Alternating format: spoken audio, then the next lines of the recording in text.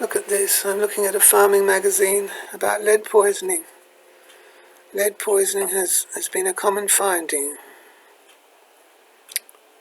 lately in some rural regions. And in each case, the humble lead battery has been the source. Battery cases become brittle with time, and cattle with their generally inquisitive nature, especially younger cattle, can easily disturb an old battery to access the lead they contain. That's interesting, isn't it? They develop a taste for the salts in the lead and can go back repeatedly to lick and chew at the source. Now, it's well known that farmers, use a thing called a salt lick, don't they, to give to their animals in a hot, dry climate like ours. They need salt in summer, so animals do have a taste for certain types of salt. They need salt to live, don't they? But not lead salts. Hey, Queen Elizabeth I used to have all lead salts all over her face. That white powder was lead salt. That's what it was. She also had black teeth too, because sugar had been introduced, and she had completely black teeth from eating sugar. Too much sugar sprinkled over everything, even vegetables. But I digress. They develop a taste for the salts in the lead and can go back repeatedly to lick and chew at the source. The incidence of lead poisoning tends to increase during dry spells, when hungry stock are more likely to try eating unusual items, particularly if they are also suffering from trace element deficiencies. Other than batteries, sources of lead that may be readily found on farms include lead-based paint on farm buildings or other structures, ash from fires left from burning these products, automotive grease, oil filters, sump oil, and linoleum. Who would have thought that linoleum contains lead? Well, that's interesting, lead-based paint. Now, if you live anywhere in London, for example, or New York or Sydney, where they've had buildings in the same spot for over 100 years, a couple of hundred years with lead paint, it's all in the soil. It was all washed into the soil, wasn't it, off the buildings and into the soil. It was just washed off the buildings. Indeed, when I was studying schools a few years back, it was either, is it Westminster Cathedral or is it Winchester Cathedral? One of the one that has a boys' choir. Anyway, there was so much lead in the church grounds or the cathedral abbey grounds that they couldn't sell the herbs in the herb garden. The herbs were completely full, just toxic with lead, obviously from the lead on the church roof and the stained glass, whatever. It all ended up in the soil, and it ends up in the food chain. Lead-based paint, we know about that, yes. Remember that in the old days when kids would chew a pencil and the pencil had been painted in lead paint? Of course, pencil lead is graphite, isn't it? Ash from fires, automotive grease, oil filters, sump oil, and linoleum. An old hippie book from 30 years ago said that you should use sump oil to preserve wood. You use sump oil as a wood preservative. Now that's all very well in theory, but sump oil is a carcinogen. But also, my father used to use sump oil as a weedicide. He'd pour it all along the fence. He said it would preserve the wooden paling fence, and he said it would also kill the weeds. It did kill the weeds. It made the soil black and ugly and dead. And it shocks me now that all that sump oil, all the lead in that sump oil is still in the ground in that suburban house.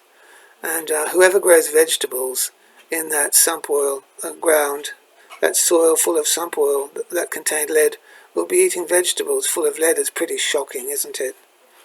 I've known retarded people from, say, a lead mining place like Broken Hill that were retarded. They lived their whole entire lives retarded because of lead poisoning in childhood. Pretty horrific. Grossly retarded people too from lead poisoning. Shocking. It is important to remember that these lead products also pose a risk to people, especially young children, whose growth and development can be affected by exposure. That's definitely true. It's shocking.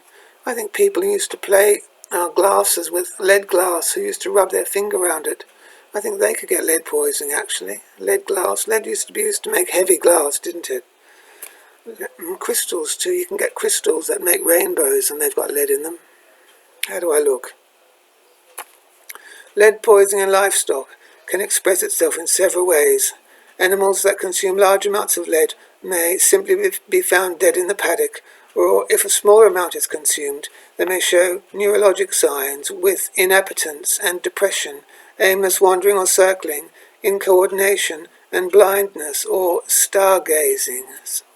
Inappetence, I suppose that means not eating. Depression, wandering and circling aimlessly, incoordination and blindness or stargazing. However, even animals with no obvious signs can have unacceptable levels of lead in their system. So when lead poisoning is diagnosed, it is important to consider all animals that may have been exposed. Shocking, isn't it? Shocking that our soil can be, poisoned. Treatment of animals that are clinically affected by lead is rarely successful, and stock that have been exposed and found to have lead present in their system will need to have slaughter restrictions placed in order to avoid contamination of our food chain.